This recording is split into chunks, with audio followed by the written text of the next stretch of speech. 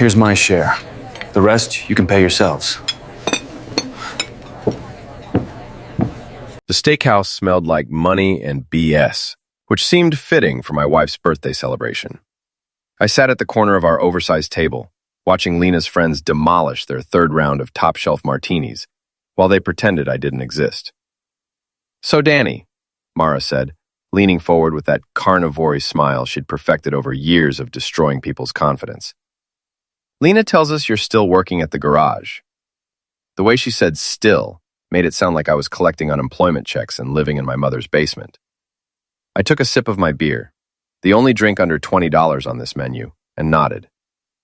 "Thompson's Auto Repair. 15 years next month." "How stable," said Jessica, another member of Lena's carefully curated friend group. She worked at some marketing firm downtown and never let anyone forget it. Lena squeezed my hand under the table, but her smile looked forced. "Danny's the best mechanic in town. He can fix anything." "Except your financial situation," Mara muttered, loud enough for everyone to hear. I felt that familiar tightness in my chest, the same feeling I got when customers tried to stiff me on a repair bill. But this was Lena's birthday, so I kept my mouth shut and watched my wife's friends order another round of appetizers that cost more than most people's grocery budget. The conversation drifted to their usual topics: spa treatments, vacation plans to places I'd never afford, complaints about their high-paying jobs. I found myself studying Lena's face, looking for some sign that she was as uncomfortable as I was. Instead, she seemed to glow under her friends' attention, laughing at their inside jokes and nodding along with their subtle digs at my expense. "Oh my God," squealed Rachel, the youngest of the group at 28. "Did you see Graham's new apartment? The one overlooking the river?" Graham. I knew that name. Lena had mentioned him a few times, some hotshot associate at her law firm who'd just made partner. Young, ambitious, everything I apparently wasn't. "It's incredible," Lena said, and something in her voice made me look up. "The view is just breathtaking." "When did you see Graham's apartment?" I asked. The table went quiet for exactly 3 seconds, long enough for me to know I'd stepped in something deep. "Work event," Lena said quickly. "The whole office was there for his promotion party." Mara's smile got sharper. "Right, the whole office." The waiter appeared with perfect timing, setting down plates that looked more like art installations than food. My steak was the size of a hockey puck, and probably cost more than I made in a day. "So, Danny," Jessica said, cutting into her salmon, "what do you think of Lena's promotion?" My wife: "What promotion?" "I told you," Lena said, but her eyes were focused on her plate. "Senior associate. It comes with a raise and everything." "When did this happen?" "Last week. I've been so busy with the transition." Another lie. I could tell because Lena always touched her necklace when she lied, a nervous habit she'd had since we started dating 8 years ago. Her fingers were wrapped around that little gold chain right now. "We should celebrate," I said. "Just the two of us. Somewhere quiet." "Oh, but we're celebrating now," Mara interrupted. "With friends. Speaking of which." She signaled the waiter over and whispered something in his ear. He nodded and walked away. 5 minutes later, he returned with the check. $843 for one meal. "Here you go, sir," he said, placing it directly in front of me. I stared at the number, feeling everyone's eyes on me.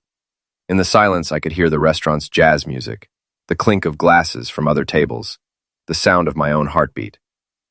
"Danny?" Lena's voice was small, uncertain. I looked around the table at these women who'd spent the entire evening making me feel like something they'd scrape off their designer shoes. Then I looked at my wife, who was supposed to be on my side, but had been nodding along with every subtle insult. "You know what?" I said, standing up and pulling out my wallet. "You're absolutely right." I counted out $37, enough to cover my beer and steak, and placed it on the table. "This should cover my portion." Lena's face went white. "Danny, what are you doing?" "Proving my worth," I said. "Turns out it's exactly $37, not a penny more." Walking toward the exit, leaving behind the shocked silence and the sound of Lena calling my name. In the parking lot, I sat in my truck for a few minutes, hands shaking as I tried to process what had just happened. My phone buzzed. Text from Lena.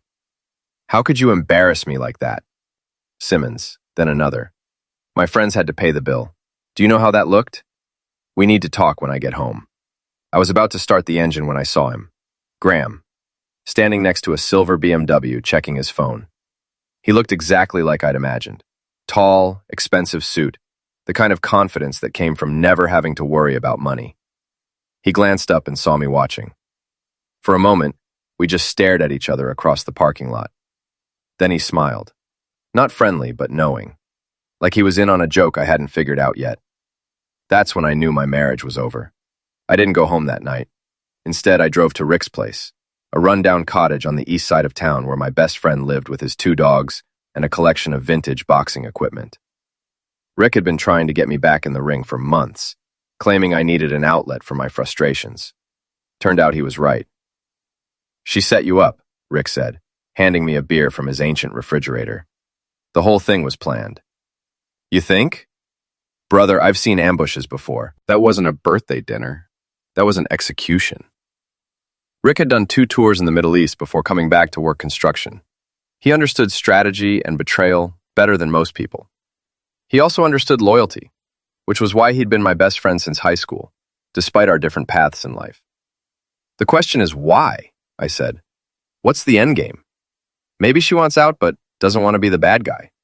Make you look like the a-hole, then file for divorce claiming emotional abandonment or some crap. I thought about Graham in the parking lot, that knowing smile. There's someone else. You sure? Pretty sure. Relinquid nodded grimly. Then we need proof. The next morning, I called in sick to work, first time in 3 years, and started paying attention to my wife's routine. Lena had always been organized, methodical. She left for work at 7:30, came home around 6, spent evenings on her laptop or phone. But now I noticed the little changes. She'd started dressing differently.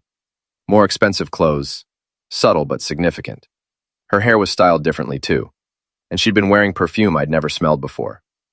Most telling of all, she'd been taking calls in the other room, speaking in hushed tones. Working late again tonight, she announced over breakfast, not meeting my eyes. Big case? Several big cases. The promotion comes with more responsibility. Sluggish. Another lie. Her fingers went straight to that necklace. After she left, I did something I'd never done before. I went through her things. Not proud of it, but desperate times and all that. In her dresser, hidden under some old sweaters, I found receipts.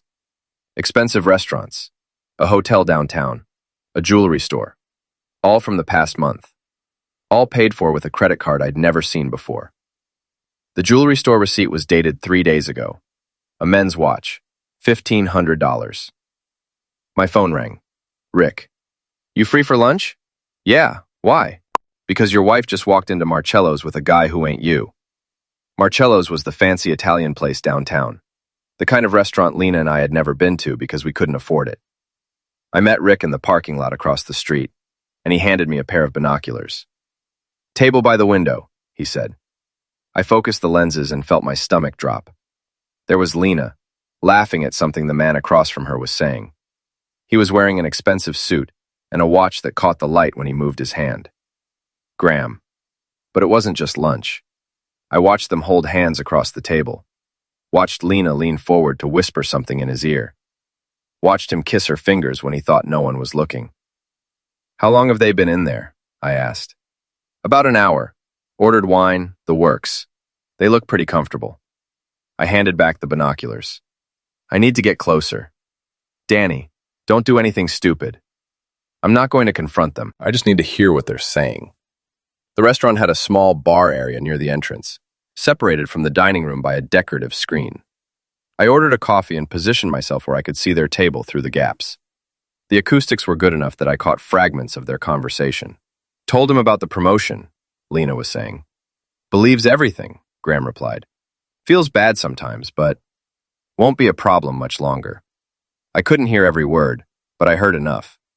They were talking about me like I was a minor inconvenience, something to be managed until they could dispose of me properly. The worst part was watching Lena's face. She looked happier than I'd seen her in months, more alive. When she laughed at Graham's jokes, it was genuine. When she looked at me at home, it was like she was looking through me. They finished lunch with more hand-holding and another kiss, this one longer and more intimate. Then Graham paid the check, probably more than I made in a week, and they left together. I watched through the window as he walked her to her car, watched them embrace in the parking lot like lovers who'd been together for years. My phone buzzed. Text from Lena. Working through lunch today. Might be late tonight, too. Discharged at the message for a long time, trying to figure out when my wife had become a stranger. Then I typed back, "No problem. I understand." But I didn't understand. Not yet. That would come later, when I learned exactly how deep this betrayal went, and how long they'd been planning my humiliation. For now, all I knew was that the woman I'd loved for 8 years, the woman I'd married and built a life with, was sitting in another man's car, probably planning our divorce while I sat alone in a restaurant, drinking cold coffee and wondering where the hell I'd gone wrong. The next few days passed in a surreal haze. Lena continued her charade, coming home with stories about difficult clients and demanding partners, while I nodded and pretended to believe her. Meanwhile, Rick and I had started what he called reconnaissance missions. We followed her to 3 more lunch dates with Graham, documented her visits to his apartment building, and discovered she'd been using a credit card I'd never seen, one that wasn't connected to our joint account. But the real breakthrough came when Rick's ex-girlfriend, who worked at the phone company, helped us get Lena's call records. "Holy crap," Rick said, studying the printout. "Look at this." Numbers didn't lie.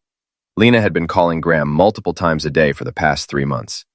Some calls lasted hours, usually late at night when she claimed to be working on case files. But it was the timing that really got to me. The calls had started right around the time she'd begun suggesting we have dinner with her friends more often. "This whole thing was orchestrated," I said. "The dinner, the humiliation, all of it." "But why? If she wanted to leave, why not just ask for a divorce?" I thought about that for a long time. Lena was a lawyer. She understood contracts, negotiations, leverage. She also understood that in our state, infidelity could affect divorce settlements. She wants me to leave her, I realized. If I'm the one who walks away, if I'm the one who looks like the bad guy, she keeps everything. The house, the savings, her reputation. Triumph. Devious. Effective. That night, Lena announced she was going to work late again. I waited until her car disappeared around the corner, then drove to Graham's apartment building. His BMW was in the parking garage, along with a car I recognized as Lena's. The building had decent security, but Rick had taught me a few things about getting into places I wasn't supposed to be. 20 minutes later, I was standing in the hallway outside Graham's apartment, listening to my wife's laughter through the thin walls. What I heard next made me wish I'd never come. They weren't just having an affair. They were planning my complete destruction. Through the door, I could hear them discussing timeline, strategy, even specific things Lena would say to make me look unstable during divorce proceedings. "The dinner was perfect," Graham was saying. "He looked like a complete loser walking out like that." Teammates. "Mara got it all on video," Lena replied. "His face when he saw the check, priceless." Gmail. "Your friends are brutal. I love it. They hate him. Always have. They think I settled." "You did settle, but not for much longer." I heard movement, then sounds I definitely didn't want to hear. I was about to leave when Lena's voice stopped me cold. "I almost feel bad sometimes. He's not a terrible person." "He's silenced, Graham. He's pathetic," Graham said. "A grown man who works with his hands for a living. What kind of future is that?" "You're right. I deserve better. You deserve everything. And once we're married, you'll have it." Married. They were already planning their wedding while I was still paying the mortgage on the house, where my wife was supposed to be living with me. I made it back to my truck before the rage really hit. Not the hot, explosive kind. The cold, calculating kind that Rick had warned me about during his darker moments. The kind that led to plans. By the time I got home, I knew exactly what I was going to do. The first step was documentation. Over the next week, I photographed everything. The receipts, the credit card statements I'd found, the call records. Rick helped me set up surveillance outside Graham's apartment, where we captured dozens of photos of Lena coming and going at all hours. The second step was financial protection. I moved our joint savings into an account Lena couldn't access, claiming I was setting up a surprise vacation fund. I also started documenting every expense, every bill, every payment I'd made toward our shared life over the past 8 years. The third step was social engineering. I'm worried about Danny, I told Mara during a carefully orchestrated encounter at the grocery store. He's been acting strange since the dinner, paranoid, jealous. Mara's eyes lit up with the prospect of fresh gossip. Jealous of what? He thinks Lena's having an affair with someone from work, nationality. That's ridiculous. I know, right? But he's been following her, going through her things. I'm afraid he might do something stupid. JFK. Mara had spread the story to Lena's entire friend group. By the next day, they were all treating me with a mixture of pity and suspicion, exactly as I'd planned. When Lena came home that evening, she was armed with concern. Mara says you've been asking questions about me. Just worried about you working so late all the time. Danny, you know you can trust me, right? She was still touching that necklace, still lying. But now I could see the calculation behind her eyes. The way she was measuring my responses, looking for signs of what I knew. Of course I trust you, I said. You're my wife. She smiled and kissed my cheek, and I wondered how I'd ever thought I knew this woman at all. That night, while Lena slept beside me, I stared at the ceiling and finalized my plan. It wasn't enough to just expose the affair. I needed to destroy the entire foundation they'd built their betrayal on. I needed to make them understand exactly what they'd underestimated. Tomorrow, I would start showing them the worth of a man who had nothing left to lose. The charity gala was Lena's idea, of course. She'd been organizing it for months, she claimed, though I suspected it was really Graham's project and she was just the front woman. Either way, it was perfect for what I had in mind. It's for the children's hospital, she explained over breakfast, not bothering to look up from her phone. Very important donors will be there. I need you to be on your best behavior. Wouldn't want to embarrass you again. She finally looked at me, studying my face for sarcasm. Danny, about that dinner, forget it. You were right. I should have paid the bill. Relief flooded her features. Really? Really. In fact, I want to make it up to you. And your friends. How? I pulled out an envelope and set it on the table. $2,000. For the charity. Her eyes widened. Where did you get $2,000? Sold some tools. Picked up extra shifts. I've been saving for weeks. It was partially true. I had been working extra, but not for charity. The money was coming from our joint savings, the account she didn't know I'd been monitoring. Danny, that's really sweet. I want people to see that I can provide for my wife, that I'm not just some broke mechanic. She reached across the table and squeezed my hand, and for a moment, I almost believed her affection was real. Then her phone buzzed with a text, and I saw Graham's name on the screen. The gala was held at the Riverside Hotel, the fanciest venue in town. I wore my best suit, the one from our wedding, and watched Lena work the room in a dress that probably cost more than my monthly salary. She introduced me to donors and dignitaries, her hand on my arm, playing the role of the supportive wife. Graham was there too, of course, looking perfectly at home among the wealthy and powerful. He shook my hand when Lena introduced us, his grip firm and his smile carnivory. So you're the famous Danny, he said. Lena talks about you all the time. All good things, I hope. Taxed. Oh yes, she's very fond of you. Relinquith clock. Fond hit like a slap. You're fond of a pet, not a husband. And you're the hotshot lawyer, I replied. The one with the new apartment. Something flickered in his eyes. Lena mentioned she'd seen it? In detail. She was very impressed with the view. Now he was studying me, trying to figure out what I knew. Good. Let him wonder. The evening progressed exactly as I'd expected. Speeches about helping children, appeals for donations, the usual charity circuit performance. When they called for contributions, I made sure to be the first to stand. Danny Peterson, I announced, walking to the front of the room. $2,000 for the children's hospital. Polite applause. Lena beamed at me from her table, probably calculating how this would look to her friends. I handed over the envelope and took the microphone. If I could just say a few words? The event coordinator looked uncertain, but the crowd was already settling in to listen. I cleared my throat and began. 8 years ago, I married the most beautiful woman in the world. Lena Peterson. Sorry, Lena Matthews. She kept her maiden name for professional reasons. More polite applause. Lena was smiling, but I could see confusion in her eyes. Marriage is about trust, I continued. About honesty. About being there for each other through good times and bad. I imprisonment and connected it to the room's projection system. The first image appeared on the screen behind me. Lena and Graham holding hands at Marcello's. The room went silent. Unfortunately, I said, not everyone understands those values. More photos flashed on the screen. Lena entering Graham's apartment building. Graham's BMW in our driveway while I was at work. The receipt for the $1,500 watch. Some people think marriage is just a convenience, I continued, my voice carrying clearly through the stunned silence. Something to be discarded when a better option comes along. Lena was on her feet now, her face white with shock and rage. Danny, stop this right now. But here's what I've learned about the worth of a man, I said, ignoring her. It's not measured in dollars or status or the size of your apartment. It's measured in how you treat the people who trust you.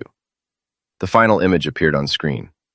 A photo of Graham and Lena kissing in the hotel parking lot, taken just an hour earlier by Rick from his position across the street. And by that measure, I concluded, some people are worth exactly nothing. Slamming. The room erupted. Lena was screaming at me to turn it off. Graham was pushing through the crowd trying to reach the projection controls, and Mara was frantically taking pictures with her phone, probably already planning how to spin this for social media. But I wasn't done.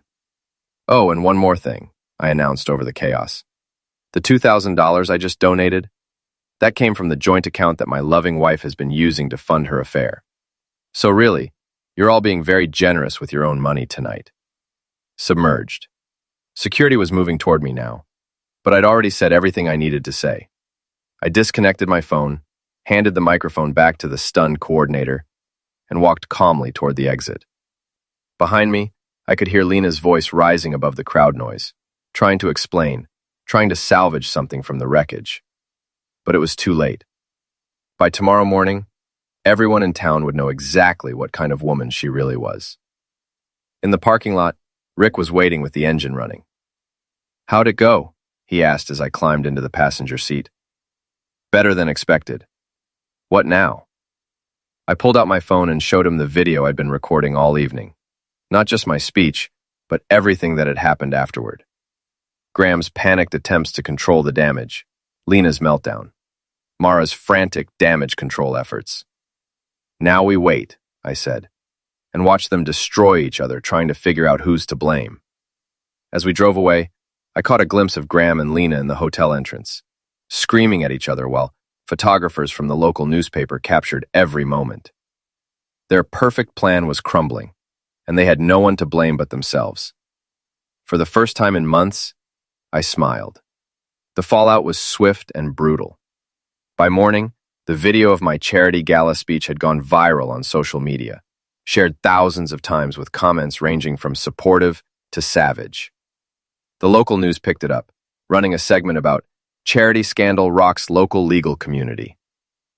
Graham's law firm issued a statement about reviewing the situation, which everyone understood to mean he was finished. But I wasn't done yet.